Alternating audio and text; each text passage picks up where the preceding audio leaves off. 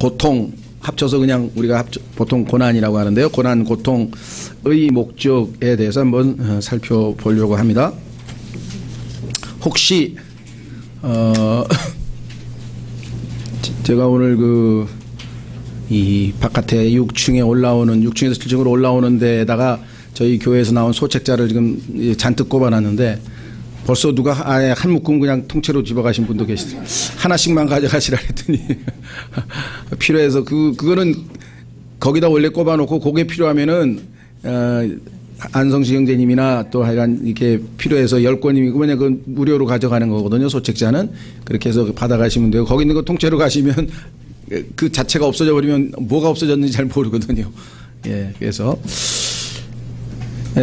거기 이렇게 꼽아놨는데 그 중에 지금 별로 없어서 지금 이건 못 꼽아놨는데요. 예, 소책자 중에 세계관을 분별하라라는 소책자가 있는데 혹시 읽어보셨습니까? 혹시 나는 읽어봤다 하면 손 들어보세요. 읽어봤다가 10%도 안 돼. 교회에서 나오는 책자는 전부 다 여러분들에게 유익이 되기 때문에 출간을 하는 건데 여러분들은 헌금을 해서 책자를 내서 많은 사람들에게 보급해서 참 내용이 좋다고 좋은 소식은 들려오는데 여러분은 안 읽었다. 헌금을 이렇게 출판만 해서 알리고 여러분 자신은 안 읽었다. 그러면 안 되겠죠. 그렇죠? 우리 교회에서 나오는 책자를 우선적으로 여러분들이 좀 봐야 외부에서 질문이 들어올 수도 있을 거 아니에요. 그렇죠? 그래서 여러분들이 요즘에 보면 이 인터넷에서 굉장히 좋은 자료도 많고 그걸 이렇게 공부하고 또 자료 살피시고 하는 것이 참 필요하고 또 열심히 하시지만 1차적으로 저희 교회에서 나온 책자는 한 70종류 되는데 이걸 다 읽으셔야 됩니다. 한 번만 읽는 게 아니라 몇 번을 읽으셔가지고 숙지를 해야 누가 질문을 하면 그 교회에서 나온 책 중에 두 번성이라는 책이 있는데요. 37페이지에 보니까 이런 내용이 나오는데 그게 무슨 뜻입니까? 예? 그런 책이 있었나요? 그렇죠? 예.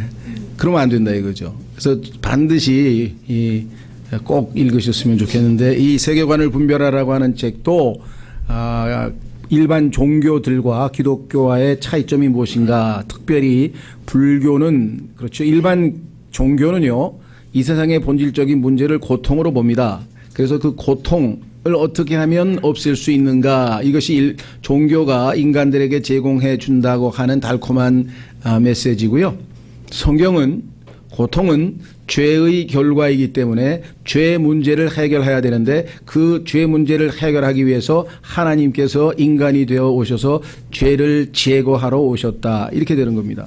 이 두 가지 차이점을 여러분들이 명백하게 알아야 사람들에게 다른 종교는 안 된다. 종교가 아니고 뭐예요? 그리스도께서 우리 죄값을 대신해서 죽으셨다. 이걸 알려줄 수 있잖아요. 그렇죠?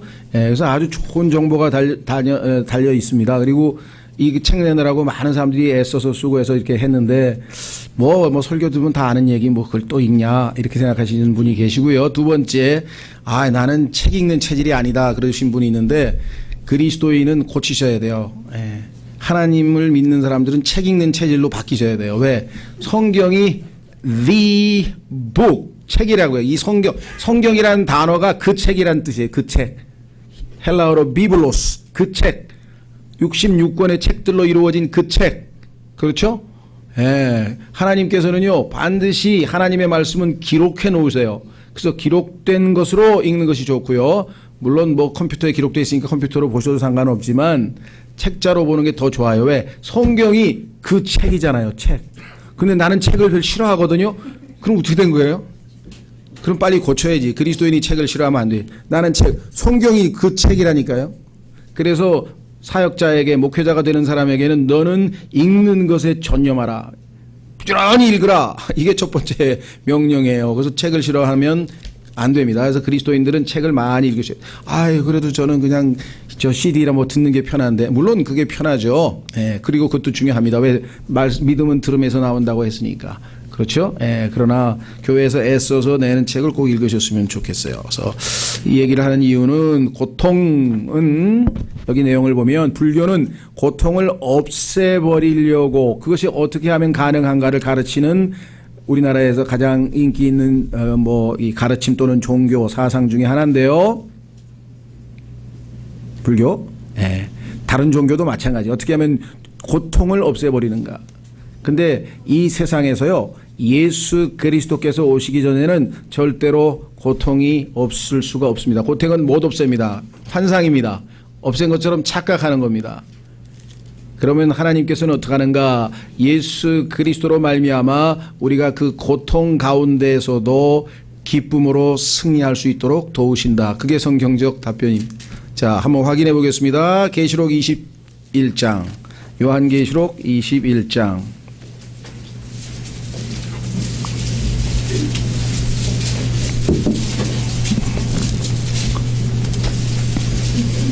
요한계시록 21장 1절부터 내가 새하늘과 새 땅을 보았으니 이는 처음 하늘과 처음 땅이 사라졌고 바다도 다시는 있지 아니하였기 때문이라. 나 요한이 봄에 거룩한 도시 새 예루살렘이 신부가 자기 남편을 위하여 단장한 것 같이 예비한 채 하늘에서 하나님으로부터 내려오더라. 내가 하늘에서 나는 큰 음성을 들으니 이르되 보라, 하나님의 성막이 사람들과 함께 있고 그분께서 그들과 함께 거하시리라. 그들은 그분의 백성이 되고 하나님께서는 친히 그들과 함께 계셔서 그들의 하나님이 되시리라. 4절이 답이죠. 4절. 또 하나님께서 그들의 눈에서 모든 눈물을 씻어 주시리라.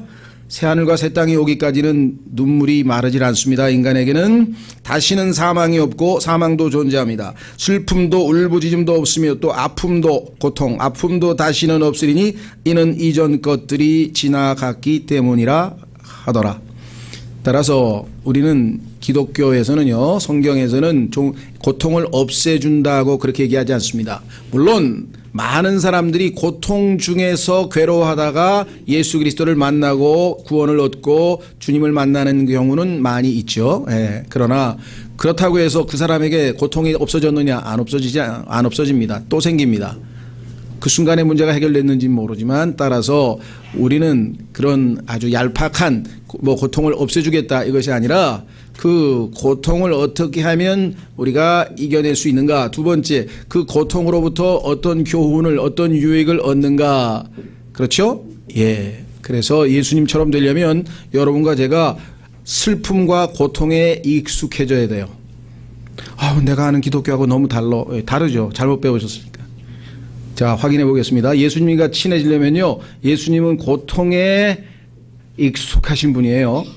자, 확인해 보겠습니다. 이사야서 53장. 우리는 많이 잘못 배워왔습니다. 이사야서 53장.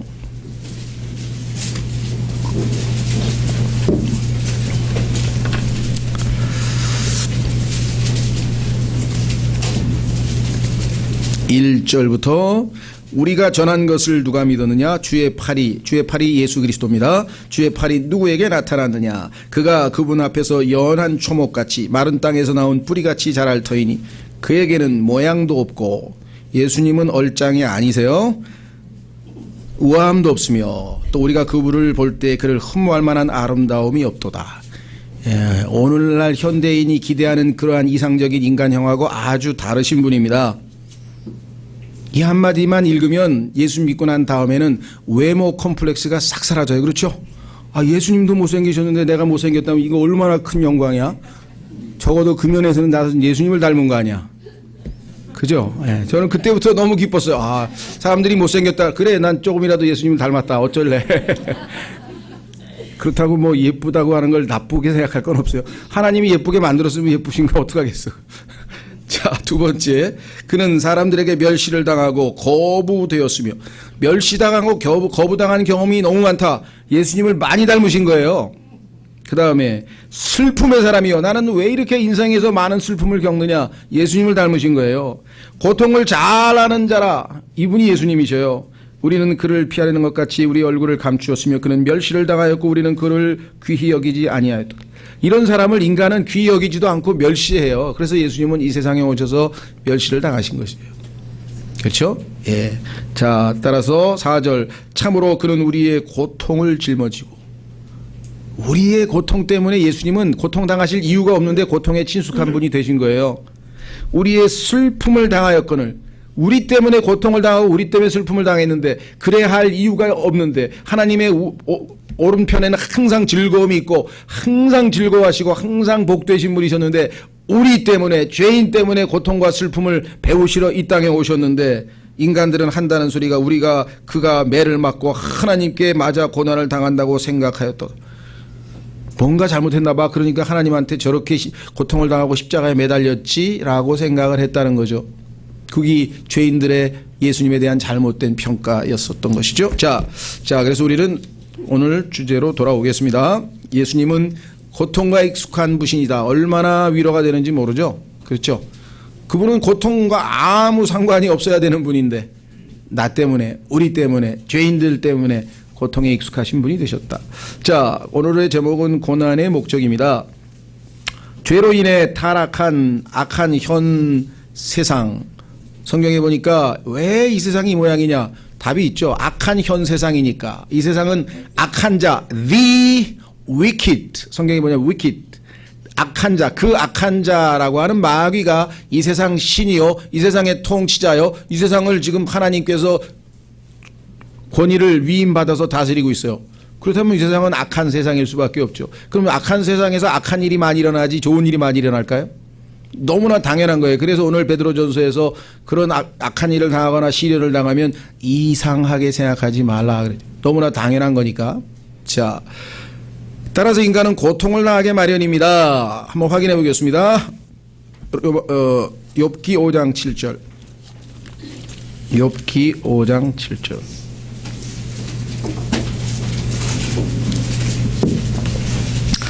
(6절) (7절을) 보겠습니다. 욥기 5장 6절 7절에 보면 이 땅에 태어난 인간은 다 고통을 당할 수밖에 없다. 왜? 죄인이니까. 왜? 악한 현 세상에 태어났으니까. 자신도 죄인이고 자신이 살고 있는 것도 악한데 거기서 뭐 고통이 있는 건 너무나 당연하겠죠.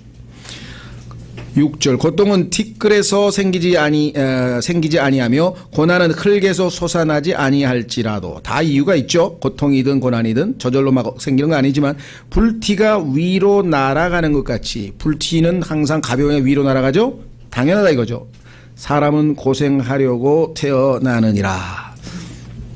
고생을 목적으로 태어났다는 것보다는요, 사실은 이게 우리말 표현이 조금 어색한데요, 결과예요. 그러니까 태어나는 사람은 다 고생하게 되어 있느니라 이런 뜻이에요.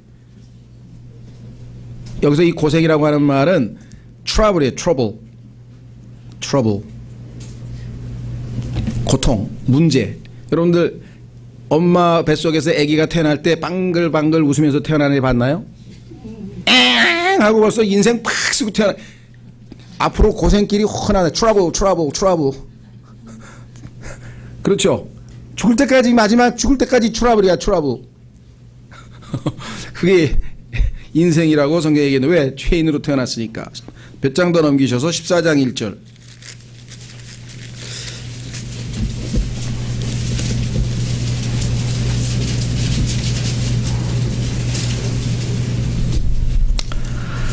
여자에게서 태어난 사람은 날수가 적고 괴로움으로 가득하며. 아담 빼고 이 세상에 사는 사람은 다 여자에게서 태어났습니다. 그렇죠? 여러분은 아담이 아니죠. 나는 하나님이 창조했어. 아담 아니죠. 나머지는 다 여자에게서 태어났어요. 모든 인간이죠. 여자에게서 태어난 사람은 날수가 적고 괴로움으로 full, 그것도 트러블이 한두 개도 아니야. full of trouble. 그렇죠? 예. 여러분들 애기 자라는 거 한번 과정 쫙 보세요. 처음부터 끝까지 계속 문제 투성이야. 그러니까 제일 세상에서 힘든 게 뭐라 그래요?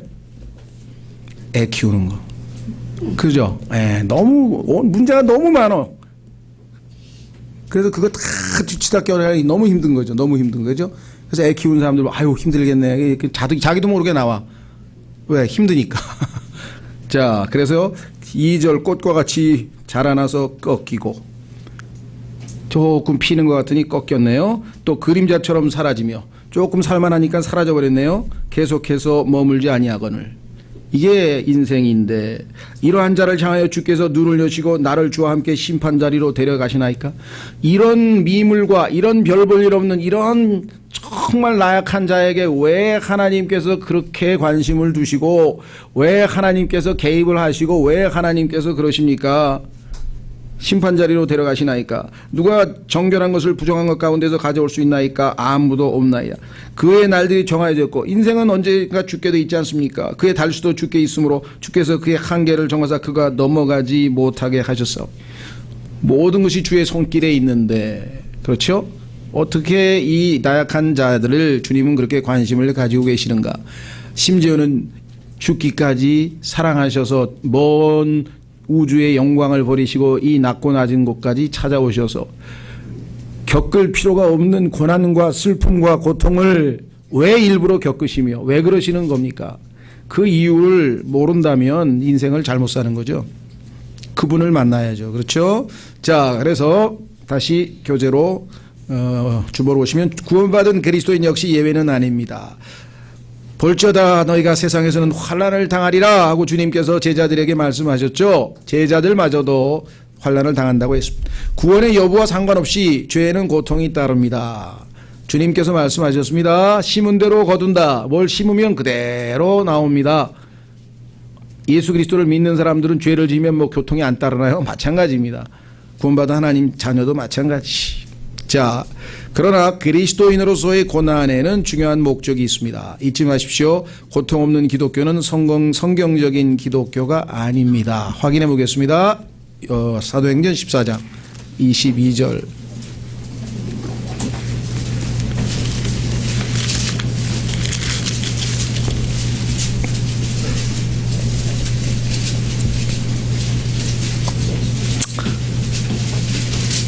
사도행전 22장에 보시면은요, 바울이 1차 선교 여행을 통해서 복음을 전해서 구원을 시켰고 교회들이 세워졌는데 그 성도들이 구원받은 그리스도인들이 고통과 어려움 가운데에서 과연 신앙생활을 잘 하고 있는지를 확인해 보고 싶었어요. 왜?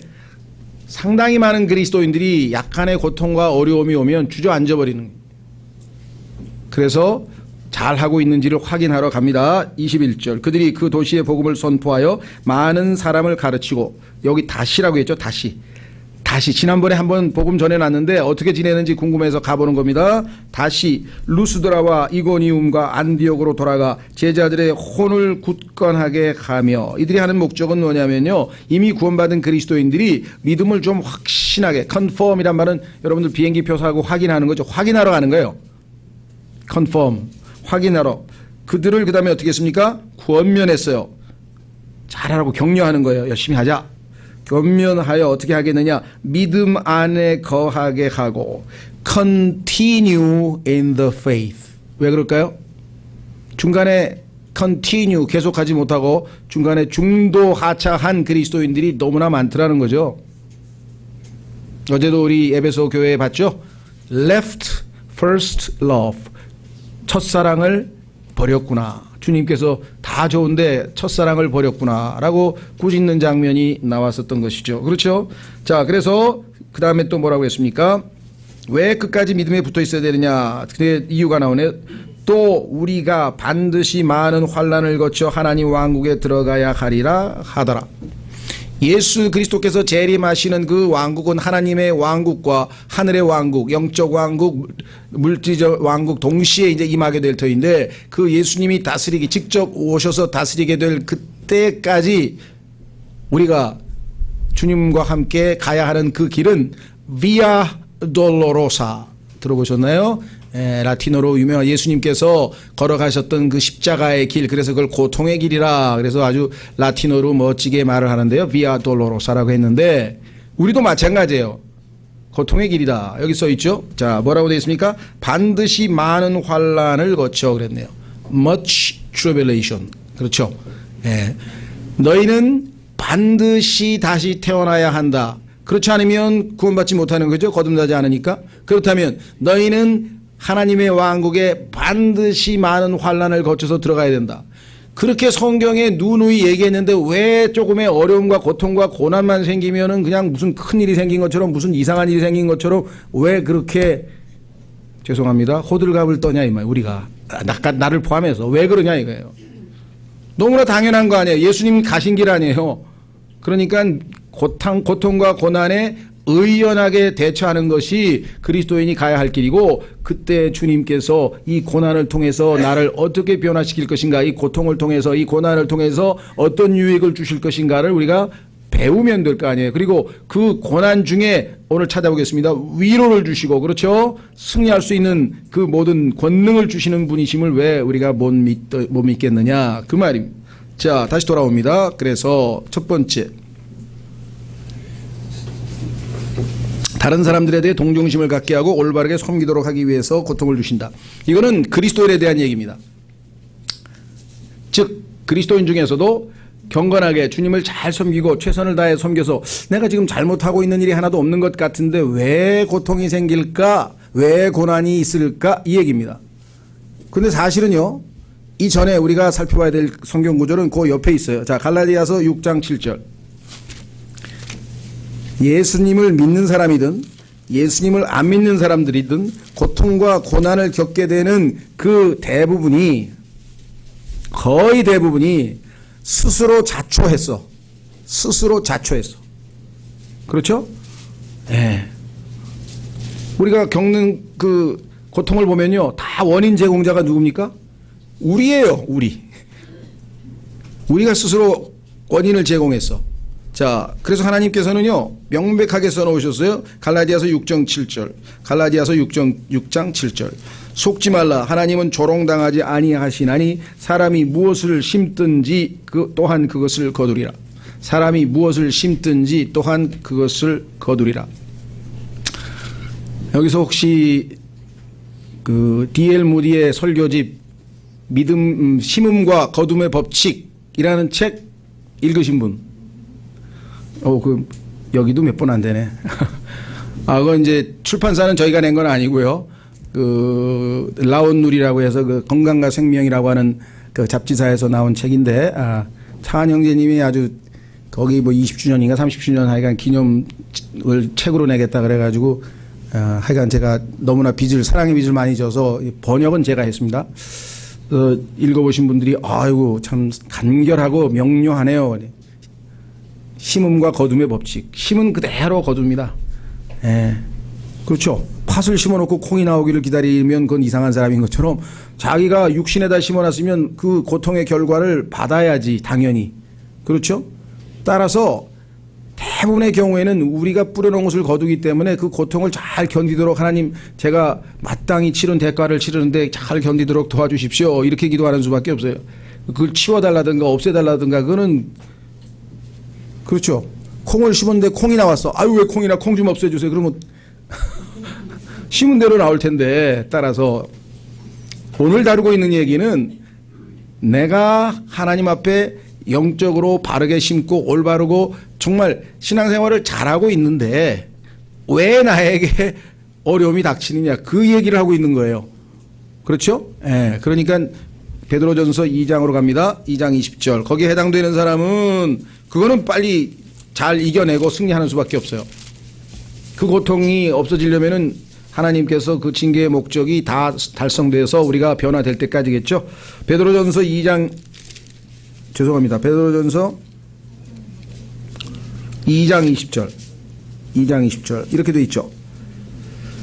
너희가 너희 잘못으로 인하여 매를 맞고 참으면 그것이 무슨 영광이냐. 거의 대부분이 우리가 보니까 우리 잘못으로 매를 맞는 거야. 그게 우리에게는 너무나 흔히 일어나고 있는 일이더라. 그렇죠? 자, 그래서 다시 거기에 보시면 14절, 3장 14절 보십시오. 베드로전서 3장 14절. 그러나 너희가 의로 인하여 고난을 당하면 행복한 자니. 의로 인하여 고난을 당하면 행복한 자니. 똑같은 고난이 아니죠. 내가 저지른 대가를 받는 고난과 하나님의 영광을 위해서 받는 고난과 그걸 구분해야 되는데, 자, 우리에게 주어진 그 그리스도인으로서의 주어지는 고난의 첫 번째 목적은 뭐냐면 다른 사람들을 위로한 도구로, 여러분과 제가 늘 기대하는 게 뭡니까? 우리를 도구로 사용하셔서 복의 근원, 우리가 다른 사람들에게 하나님의 축복을 전달하는 그러한 도구로 쓰임을 받고 싶은데, 그 하나님이 주시는 축복 가운데 하나가 위로라 이 말이죠. 그렇다면 내가 하나님으로부터 위로를 먼저 받아서 체험해 봐야 된다 이 말이죠. 그렇다면은 잘 나가고 있는데 무슨 위로가 필요하겠어요? 뭔가 잘못되고 힘들어야 위로가 필요한 거 아니겠어요? 그렇다면 하나님께서 내가 위로받아야 할 기회를 만들어 주신 셈 아니냐. 이해가 되시죠? 자, 고린도후서로 갑니다. 고린도후서. 여러분들이 아마 고난 중에 하나님의 위로를 받고 잘 이제 안정을 되찾으면요, 비슷한 고난을 겪고 있는 사람들이 하나 둘씩 찾아와요. 나도 자매님하고 똑같은 지금 어려움을 처했는데 어떻게 승리하셨어요? 이럴 때 여러분들이 도구로 쓰임을 받을 수가 있잖아요. 그렇죠? 예. 여기는 뭐 교회 다니다가 상처 입은 분들, 뭐 친구에게 배반당한 분들, 남편 때문에 고생하는 분들, 아내 때문에 고생하는 분들, 자식 때문에 고생하는 분들, 부모님 때문에 고생하는 분들, 별의별 사람 다 있어요. 그렇죠? 그 딱 필요한 걸 하나님 보시고 다 보내주셔요. 왜? 여러분들이 위로할 수 있는 사람이 있거든. 확인해 보겠습니다. 고린도후서 1장 3절. 고린도후서 1장 3절. 하나님을 찬송하리로다. 그분은 곧 우리 주 예수 그리스도의 아버지시요. 그 다음에 뭐라 했어요? 긍휼의 아버지시며 불쌍히 여겨주시는 분이죠. 그 다음에 모든 위로의 하나님이시니라. 모든 위로의 하나님이시니라. 그분께서 우리의 모든 환난 중에서 우리를 위로하시면, 모든 환난 중에서 우리를 위로하십니다. 모든 환난을 없애주시며, 이렇게 해석하시는 분이 있어요. 그러니까 우리 기도가 환난을 없애달라고 자꾸 계속 기도를 하니까 하나님의 의중은 그 환난을 통해서 우리에게 영적인 복을 주기를 원하시는데, 그 환난을 없애달라고 자꾸만 기도를 하면 기도가 잘못 초점이 맞춰진 거겠죠. 그렇다고 고통을 그러면 계속 견디기만 하는 거냐? 아닙니다. 주의 뜻이면 속히 제거해 주시옵소서. 예수님도 그렇게 기도했잖아요. 그러나 내 뜻대로 마옵시고 아버지의 뜻대로 하옵소서. 예수님도 십자가 원치 않아서 제거해달라고 기도했죠. 그러나 맨 끝에 뭐라 그랬어요? 그러나 내 뜻대로 마옵시고 아버지의 뜻대로 하옵소서. 이 고통이 너무나 견디기 어려워서 제거해 주시기를 원합니다. 그러나 내 뜻대로 마옵시고 아버지의 뜻대로 하옵소서. 그 고난이 아버지께 영광이 된다면 제가 감당할 수 있는 힘을 주옵소서. 이렇게 돼야 된다. 자, 그래서 여기 모든 위로의 하나님인데, 그분께서 우리의 모든 환난 중에서 우리를 위로하시면 우리 자신이 하나님께 위로받을 때 얻는 위로를 힘입어 우리가 고난 중에, 어떤 고난 중에 있는 자들도 능히 위로하게 하려 하시며, 그리스도인들이 고난을 받았다면 그것은 그 비슷한 종류의 고난을 받는 많은 사람들에게 위로하시려는 하나님의, 그렇죠, 도구로 쓰임을 받을 수 있는 기회가 왔다. 여러분 어떤 고난을 당하셨습니까? 네, 많은 고난이 있었을 거 아니에요. 그렇죠? 네, 저도 몇 가지 종류의 그런 뭐라 그러나, 이 고질병, 크로닉, 아주 고질병, 안 고쳐지는 병, 그 몇 가지 갖고 있었어요. 지금도 지속 가능한 계속. 예. 그러니까 그런 비슷한 어려움을 겪은 사람은 저한테 와서 위로를 받을 수 있을 거 아니에요. 그렇죠? 예. 그리고 또 뭐 우리 그 딸 같은 아이 가진 사람도 저한테 찾아와서 저 어떻게 해야지 되겠어요? 정말 어떨 때는 너무 힘들어요. 뭐 어떻게, 그러면 알고 있는 노하우를 전수를 해준다든가, 아니면 기도를 같이 해준다든가, 동병상련으로 다 쓰임 받겠죠. 그렇죠? 예. 돈이 한 푼도 없어요. 내일 굶어야 돼요. 그럼 어떻게 이겨내겠어요? 그러면 등등 경제적인 어려움이 됐든, 부부간에 어려움이 생겼든, 자식이 말을 안 듣든, 그렇죠. 뭐가 됐든 간에 그걸 겪은 사람한테 와서 위로를 받아야지, 경험이 전혀 없는 사람한테 그 얘기 해봐야 뭐 아무 소용도 없잖아요. 그렇죠. 각양 종류의 그런 어려움들을 우리가 겪는데, 그러한 어려움을 겪는 사람을 위로하는 도구로 하나님께서 쓰신다. 얼마나 감사합니까? 그렇죠? 예. 자, 그래서 하나님께서 주시는 첫 번째 고난의 목적은 다른 사람을 위로하게 하기 위해서 먼저 하나님의 위로를 체험하라, 이 말이죠. 예. 많은 그리스도인들이 또 한 가지, 이왕 나왔으니까 빌립보서 3장. 여러분과 제가 그리스도인으로서 때로는 너무나 무기력한 것 같아요. 그리스도인은 권능 있는 삶을 살아야 되는데 왜 이렇게 영적으로 파워가 없고 힘이 없을까? 그 이유 중에 하나는 우리가 십자가를 통과해야 부활이 있거든요. 죽어야 부활이 있을 거 아니에요. 그렇죠. 그 앞부분, 즉 주님의 고난에 참여하는 것을 우리가 꺼려하면 우리를 통한 부활의 권능은 나타날 수가 없다는 것이 성경의 답이죠. 자, 빌립보서 3장. 빌립보서 3장 10절.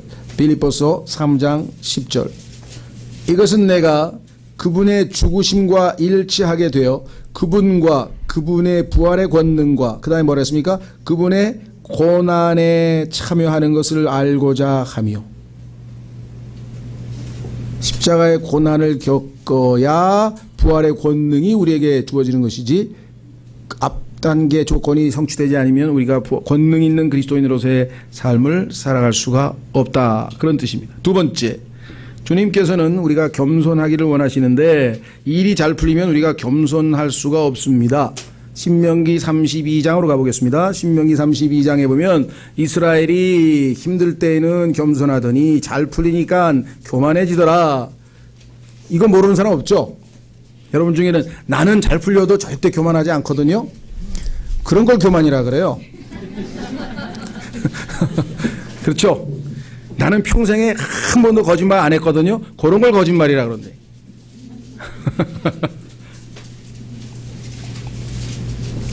신명기 32장 15절. 그러나 여수론이 기름지게 되매, 여수론이라고 하는 이름은요 이스라엘을 시적으로 표현하는 또 다른 이름입니다. 그러나 여수론이 기름지게 되매 발로 찼도다. 내가 기름지고 비대하고 기름으로 덮이매 그때 그가 자기를 만드신 하나님을 버리고 자기의 구원의 반석을 소홀히 여겼도다. 그들이 이방신들로 그분의 질투를 일으키고 가증한 것들로 그분의 분노를 일으켰도다. 교만해가지고요 하나님의 질투와 분노를 일으키게 된 것이 바로 이스라엘인데, 그러니까 여러분과 제가 모든 일이 잘 풀리면 똑같은 짓을 해요. 아담의 본성이 어디로 가나요? 그렇기 때문에 하나님께서는 어떻게 해요? 가끔 가다가 겸손하게 하기 위해서는 우리를 힘들게 하나님 앞에 엎드리게 만드신다 이 말이죠. 자, 베드로전서 4장으로 가보겠습니다.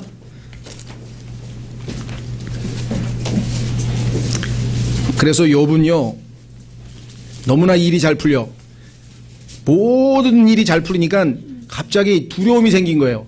야, 이게 너무 잘 풀리고 있는데 일이 이게 언젠가 뭔 일이 벌어지지 않을까? 아니나 다를까 엄청난 일이 터져버리고 말았죠. 그렇죠? 예. 자, 베드로전서 4장 1절. 그러므로 그리스도께서 우리를 위해 육체 안에서 고난을 당하셨은즉 그와 같이 너희도 같은 생각으로 무장하라. 예수님도 고난을 당하셨다면 같은 마음으로 무장하라. 육체 안에서 고난을 당하는 자는 이미 죄를 고난을 당하면요 죄 지을 생각이 안 나. 너무 힘드니까 그저 하나님 앞에 나가서 엎드려서 기도하고 쭉 하고 막 영적으로 최고조에 달해. 그런데 뭔가 잘 풀리고 약간 그러면은 자꾸만 우리가 뭐예요? 영적인 면에서는 훨씬 더 현장감이 없잖아요. 그죠? 기도를 해도 정말 간절함이 훨씬 덜하고. 자, 2절. 그런즉 그는 육체 안에서 남은 때를 더 이상 사람들의 정욕에 따라 살지 아니하고 오직 하나님의 뜻에 따라 살아야 하리라. 우리가 하나님 뜻에 합당하게 살기 위해서는 죄를 지어서는 안 되는데 육체의 고난을 당하는 자가 죄에서 그쳤다. 그래서 적당한 고난을 하나님께서 우리 삶에 허락하셔야만 우리가 죄로부터 벗어나지 아니면은 쉽게 다시 죄의 올가미에 다시 걸려들 가능성이 높다. 그래서 고린도 후서 12장 7절에 이런 걸 뭐라 그러느냐, 예방주사라 그래요. 지금 현재 내가 병에 안 걸렸어. 그런데 엄마가 병원에 가지. 주사만. 난 안 아픈데 왜 병원에 가냐 이거예요. 예방주사를 맞기 위해서. 그래서 하나님께서도 바울을 가만히 보니까 자칫하면 교만이라고 하는 위험한 병에 걸리게 생겼어요. 그래서 하나님께서 예방주사를 미리 놔줬어요. 자, 그것을 성경에서 설명했기 때문에 알죠. 우리는 고린도후서 12장 7절. 자, 이렇게 얘기했네요. 계시들이 넘침으로 말미암아 내가 분량 이상으로 높여지지 않게 하시려. 하나님께서 그 사막에서, 아라비아 사막에서 기도하면서 어마어마한 계시를 주셨는데요. 성경에 따르면 주님의 몸된 교회에 대한 계시를 바울에게만 주셨다고 써. 바울을 통해서, 에베소서를 통해서 예수 그리스도의 몸된 교회에 대한 계시가 쫙, 그리고 신약 성경에 로마서에서부터 빌레몬서까지 13 서신을 썼어요. 신약 성경이 27권인데 13권을 바울이 썼어요. 그러면은 얼마나 사람들이 바울을 높였겠습니까? 그러면 주변에서 높이는데 얼마나 또 잘못하면 우쭐대고 교만해질 수 있었겠느냐. 그렇죠? 그래서 하나님이 그걸 깨달았어요. 드디어 이유를. 주께서 내게 육체 안에 가시고 사탄의 사자를 주사 나를 치게 하셨으니. 여러분, 사탄의 사자가 치면 간단한 게 아니에요. 엄청나요. 욥은요, 사탄의 사자한테 얻어맞아서 머리끝부터 발끝까지 다 죽을 병 고통 가운데 겪는 거 보셨죠? 사탄이 보통 존재입니까? 그런데 바울을 쳤어요. 그래서 그와 같이 하나님이 허락하신 이유가 뭐냐? 이것은 내가 분량 이상으로 높여지지 않게 하려 하심이라. 내가 이 일로 인하여 그것이 내게서 떠나가도록 주께 3번 간청하였더니. 자, 그러니까 우리의 어렵고 힘든 환경에서 벗어나게 해 주십시오라고 기도하는 것은 잘하는 겁니다. 나쁜 건 아니에요. 너무 믿음이 좋아서 난 그런 기도는 안 한다. 주여 견디게 해 주시옵소서 이러면 너무 믿음이 좋은 거고, 너무 믿음이 좋아도 탈이에요. 그래서 성경에서 지나치게 의인이 되지 말라. 자기 한계를 알아야지. 그렇죠?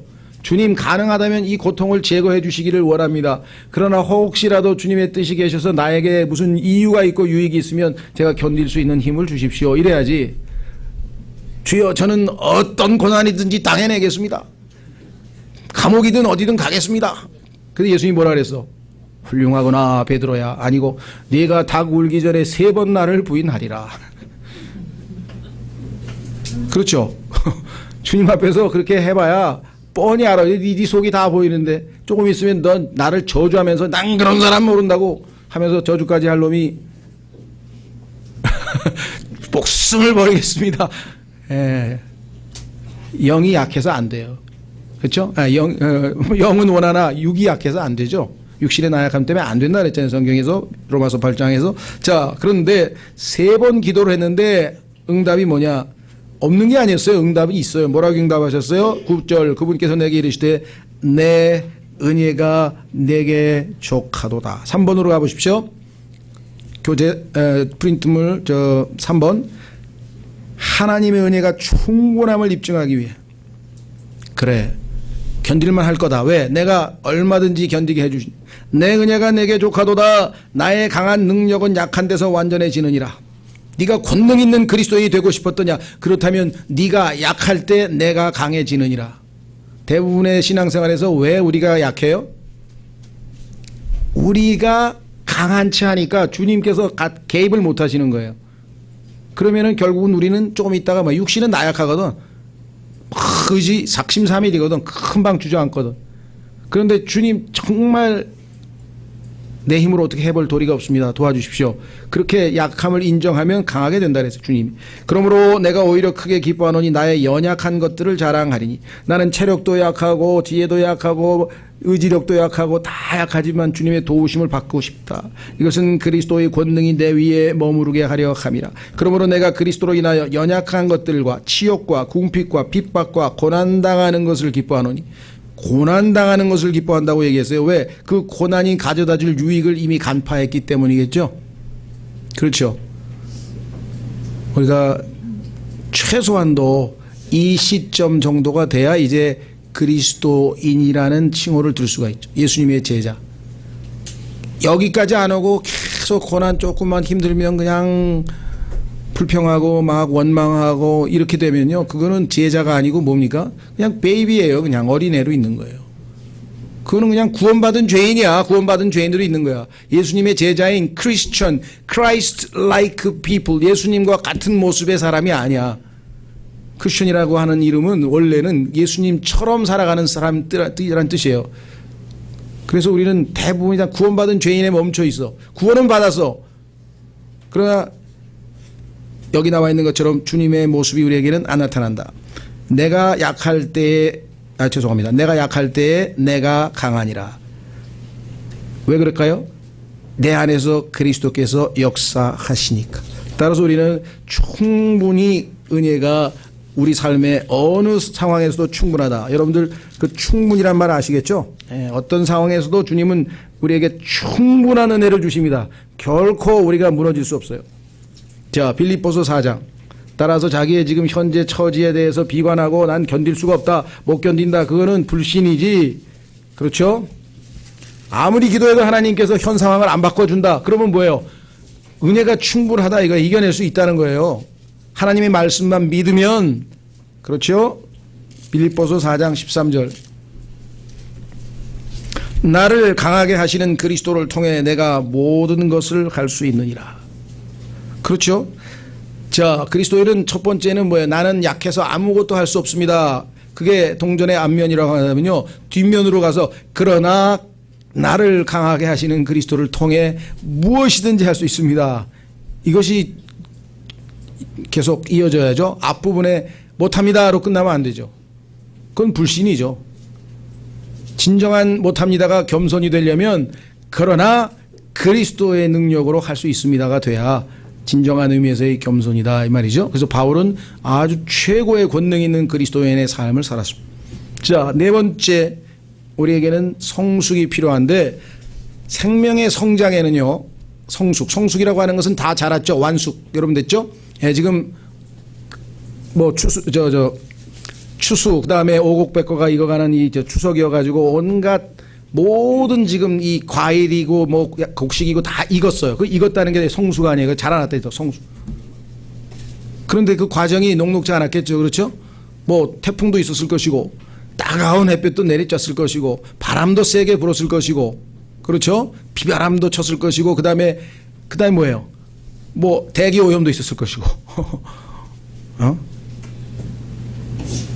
그런 또 뭐 벌레들도 더 덤벼들었을 거 아니에요. 그 다 이겨내서 지금 이 열매가 맺힌 거 아니겠어요? 그렇다면 여러분과 제가 예수 그리스도 안에서 생명이 성숙해서 자라나서 열매 맺는 모습이 나오려면 당연히 고난이라고 하는 것이 필요하다. 이건 뭐 너무나 우리가 상식적인 선에서 이해가 가겠죠? 자, 확인해 보겠습니다. 로마서 5장. 그래서 고난은 필요하다. 성숙을 위해서. 우리는 예수 그리스도의 생명 안에서 자라나야 되기 때문에.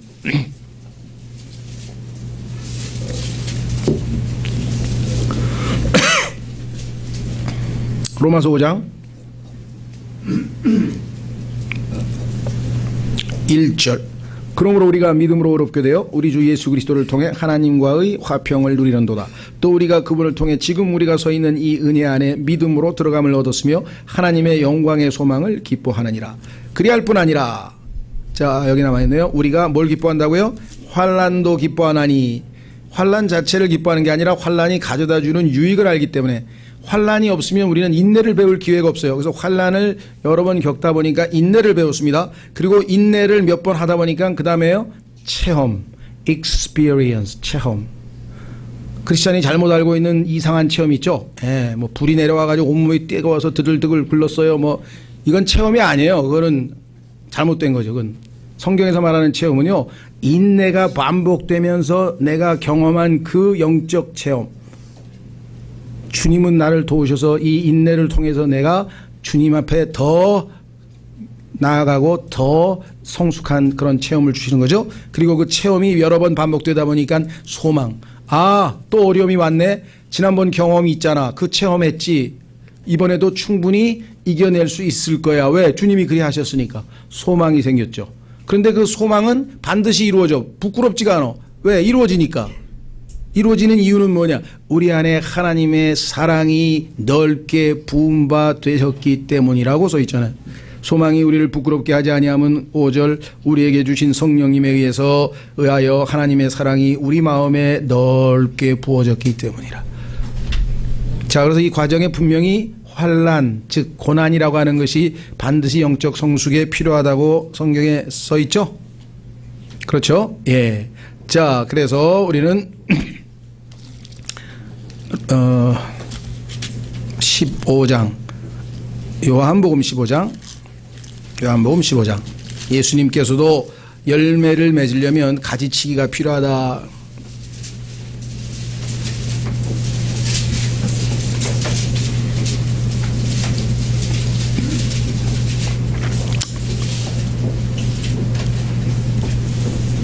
예.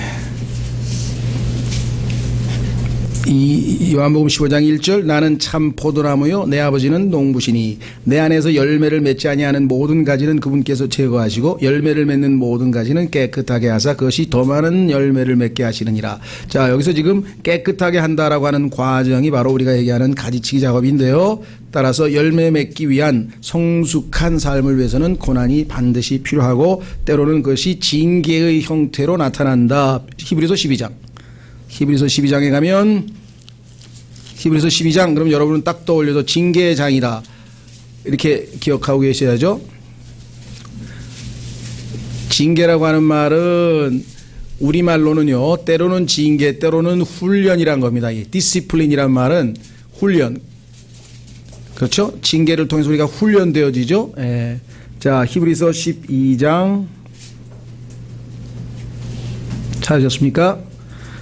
6절, 히브리서 12장 6절. 주께서 사랑하는 자를 친히 징계하시고 자신이 받아들이는 아들마다 채찍질 하시느니라 하셨느니라. 여기서 우리가 그렇구나. 우리는 오해해서 어떻게 생각하냐면요. 주께서 말 안 듣는 자들을 친히 징계하시고 죄인들을 채찍질 하시느니라. 뭐 이렇게 해석을 하는 거예요. 그렇죠. 그래서 반드시 우리는 우리의 고난이 무슨 죄의 결과인 것만 생각하지만 그것이 많아요. 아까 얘기한 건 신문대로 거두니까. 그러나 욥도 바울도 죄 때문에 고난을 받은 건 아니에요. 그런데 가장 큰 고난을 받았어. 왜 그럴까? 그 신비를 그 비밀을 우리가 성경을 통해서 알아보니까 그릇이 큰 그릇일수록 하나님 앞에 더 크게 받는 사람일수록 고난이 많아야 돼. 그렇죠? 예. 그냥 4주 훈련 받으면요 2등병이에요. 14주 훈련 받고 나오면 쏘위야, 쏘위. 아시겠어요? 더 크게 쓰임을 받으려면 훈련이 많이 필요하다고. 그러니까 여러분에게 하나님께서 이 알 수 없는 훈련을 자꾸만 시키시면 너무 나를 굉장히 높이 평가하시는구나. 그렇죠? 예. 예. 자, 그래서 우리는 여기 분명히 사랑하시기 때문에 때리신다 그랬어요. 그래서 사람들은 뭘 알았나 봐. 사랑의 매란 말을 쓰더라고요. 그죠? 사랑의 매. 여기 나와 있네요. 받아들이는 아들마다 채찍질 하시느냐. 7절. 너희가 징계를 견디어내면 하나님께서 아들들을 대우하듯이 너희를 대우하시나니 아버지가 징계를 하지 않는 자가 무슨 아들이냐.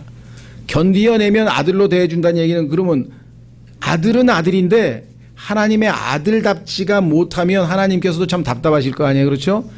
그런데 의연하게 하나님이 주시는 그 훈련을 그 징계를 잘 받아서 인내하면 늠름한 모습을 보고 하나님께서 얼마나 기뻐하시겠느냐. 이 모든 것은 뭐냐. 밑으로 내려갑니다. 10절. 진실로 그들은 며칠 동안 자기들이 기뻐하는 대로 우리를 징계하겠거니와 우리의 육신의 아버지들도 우리를 징계합니다. 그분께서는 우리의 뭐라 그랬습니까? 여기 유익을, 이게 우리가 이해해야 돼. 나에게 profit, 손해가 아니라 이득이 되기 때문에, 나에게 유익하기 때문에 하나님이 징계를 하셨구나. 이것은 우리가 자신의 거룩함에 참여하는 자가 되게 하려 하심이라. 자, 11절. 이제 어떤 징계도 그 당시에는 기쁘게 보이지 아니하고, 징계가 올 때 나는 기쁘다. 그런 사람은 이제 지나친 의인이에요. 그건 잘못된 거예요. 그건 교만이고요. 힘들어요. 고통스러워요. 그러나 그 뒤에 소망이 있기 때문에 참는 거죠. 뭐라고 되어 있습니까? 그럼에도 불구하고 나중에는 나중에는 그것으로 말미암아 어떻게 된다고요? exercised. 단련된 자들에게 그것이 의의 화평의 열매를 맺느니라. 이 열매를 통하면 어떻게 됩니까? 너희가 많은 열매를 맺으면 내 아버지께서 기뻐하실 것이요 영광 받으실 것이요. 그렇죠? 많은 열매를 맺게 된다. 하나님을 영화롭게 할 수 있는 사람들이 된다. 마지막으로 결국은 고난은 하나님께서 나에게 허락하시는 고난은, 그렇죠? 우리를 궁극적으로 어떻게 해주는가? 행복하게 해준다 그랬어요. 이거는 대단한 역설인 것 같은데 이 의미를 여기가 파악한다면 대단히 영적으로 성숙한 사람이죠. 고난이 나를 행복하게 해준다? 그럼 나는 행복하고 싶지가 않네. 또 그런 분들이 있어요. 여태까지 그냥 하나님 축복하여 주시옵소서, 행복하게 해주십시오. 축복이 행복이거든요. Blessed, happy. 그렇게 여태까지 기도해놓고 성경에 보니까 고난을 통해서 행복해진다니까, 아니 그러면 저는 행복해지고 싶지 않습니다. 고난을 싫어하시는 모양이에요. 베드로전서. 그렇다고 해서 고난을 여러분들에게 자초하라는 얘기합니다. 자청하라는 얘기가 아닙니다. 하나님이 허락하실 때 이겨낼 수 있도록 준비하라는 얘기지. 그렇죠? 하나님께서 뭐라 그랬어요? 자기 십자가를 지고 나를 따르라 그랬지. 십자가를 지라 그랬죠. 왜? 하나님이 다 주신 십자가 있어요. 그런데 하나님이 주시지도 않은 십자가를 만들려는 사람이 있어. 십자가를. 그걸 지나친 의인이라. 그러면 안 되는 거예요. 그렇죠? 예, 그건 영적인 우월감이고 교만입니다. 결국은 인간은 인간 모습대로 나약하지만 하나님이 도와주시면 우리를 그거를 견뎌서 이겨내는 것이겠죠. 자, 3장 몇 절이었죠? 14절. 아까 우리가 베드로전서에서 읽었는데 그러나 너희가 의로 인하여 고난을 당하면 행복한 자니 그들이 두렵게 하는 것을 무서워하지 말고 불안해하지도 말고 오직 너희 마음속에서 주 하나님을 거룩히 구별하고 너희에게 너희 속에 있는 소망의 이유를 묻는 모든 사람에게 온유함과 두려움으로 대답할 것을 항상 예비함. 예수님 때문에 내가 고난을 당한다 그러면 행복하는 겁니다. 내가 잘못해서 고난을 당하면 뭐예요? 네. 내 탓이요, 내 탓이요, 맞아 싸다. 카톨릭은 항상 그러잖아요. 내 탓이요, 내 탓이요. 꿀빠 매야, 꿀빠 매야. 예. My guilt, my guilt 하면서 내 죄다 이거, 내 죄. 그 카톨릭은 그래도 그나마 절반은 성경적으로 하는 것 같아. 뭔 일이 벌어지면 무조건 내 탓이래. 그게 이제 운명론으로 빠져서 문제죠. 예. 그게 아니고 하나님께서 주시는 유익의 고난도 생각을 해야죠. 이게 또 다른 측면인데 우리 그리스도인들은 그걸 알고 있다는 거죠. 자, 마지막 구절 베드로전서 4장. 마지막 구절은 아닙니다. 한 구절 더 있습니다. 베드로전서 4장. 오늘 본문입니다. 12절에서 16절. 아까 여기 보면은 행복하다는 얘기가 뒤에 나오는데요. 자, 베드로전서 4장 12절. 사랑하는 자들아 너희를 단련하려고, 요새 단련이 목적 아니에요. 오는 불같은 시련, 그냥 시련도 아니야. 엄청 세. 마치 이상한 일이 너에게 일어난 것 같이 이상히 여기지 말고, 예수님도 거듭남에 대해서도 이상하게 여기지 말라고 했는데 여기도 이상하게 여기지 말라 얘기를 했네요. 오히려 너희가 그리스도의 고난에 참여하는 자가 되었으므로 기뻐하라. 이것은 그분의 영광이 드러날 때 너희가 넘치는 기쁨으로 또한 즐거워하게 하려 합니다. 주님 오시는 그날 너희도 얼마나 기쁘겠느냐. 그 고난에 동참했으니 너희가 그리스도의 이름으로 인해 비방을 받으면 행복한 자로다. 영광의 영 곧 하나님의 영께서 너희 위에 머물러 계시느니라. 고난받는 그리스도인 위에 하나님의 영광의 영이 머물러 있다 그랬으니 얼마나 영광된 것이냐. 그분께서 그들 편에서는 비방을 받으시나 너희 편에서는 영광을 받으시느니라 그랬습니다. 자, 그래서 고난의 유익을 시편 기자가 이렇게 시랑 간증을 했습니다. 그 간증을 읽고 마치겠습니다. 시편 119편으로 가면요, 고난 당할 때에는 뭔 소리인지 모르고 힘들었는데 다 견디고 나니까 엄청나게 유익이 됐더라. 그렇게 고백을 했네요. 자, 시편 119편 67절. 고난 당하기 전에는 내가 길을 잃었사오나. 예, 방황합니다. 고난 없으면. 여기저기 기웃거리죠? 예. 이제는 주의 말씀을 지키고 있나이다. 고난을 당하고 난 후에 내가 주의 말씀을 지키게 됐다. 얼마나 큰 축복이냐 이 말이에요. 71절. 고난 당한 것이 내게 유익하오니. 이 고백이 나오잖아요. 왜? 이로써 내가 주의 법규들을 배우게 되었나이다. 그렇죠? 따라서 우리가 고난을 환영하라는 것이 아니라, 고난을 자초하라는 것이 아니라, 하나님께서 허락하시는 고난에는 기도를 통해서 왜 그런 것이 생겼는지, 이 나와 있는 5가지 목적 중에 어떤 목적에 해당되는 건지 쭉 말씀을 통해서 묵상하시고요. 그 결과 궁극적으로 우리가 유익을 얻고 행복한 복된 자가, 그리스도인이 다 될 수 있을 것입니다. 여러분들도 고난을 바르게 반응해서 성숙한 그리스도인들이 다 되시기 바랍니다. 이 시간 오늘 주신 말씀을 통해 잠깐 기도하겠습니다.